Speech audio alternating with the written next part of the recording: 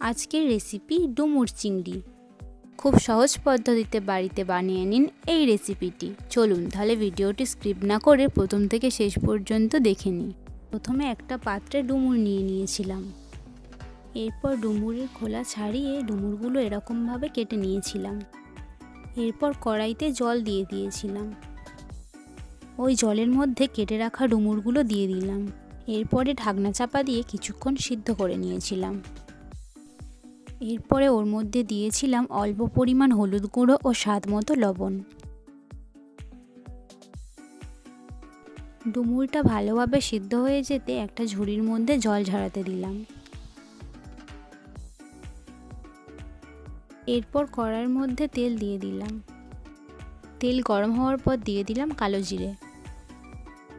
একটু ভেজে নিয়ে ওর মধ্যে দিয়ে দিলাম পেঁয়াজ ও কাঁচা লঙ্কা। এরপর পেঁয়াজটা লাল লাল করে ভেজে নিলাম।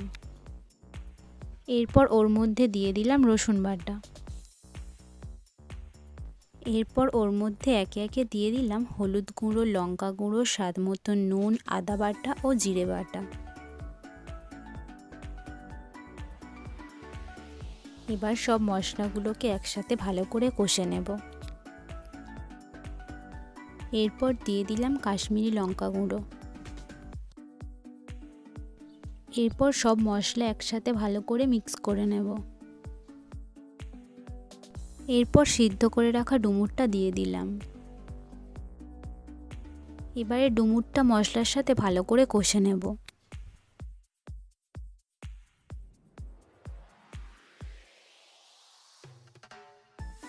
কিছুক্ষণ কষে নেওয়ার পরে এবারে পরিমাণ মতো জল দিয়ে দিলাম।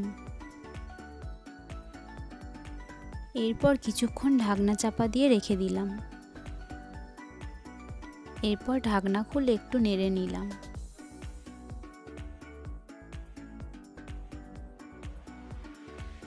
এরপর ওর মধ্যে ভেজে রাখা চিংড়ি দিয়ে দিলাম।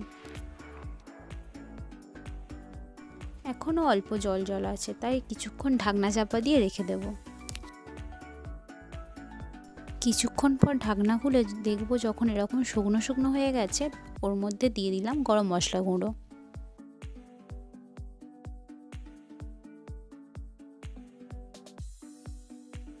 এরপর ওর মধ্যে দিয়ে দিলাম অল্প পরিমাণ চিনি। তারপর দিয়ে দিলাম সামান্য ঘি।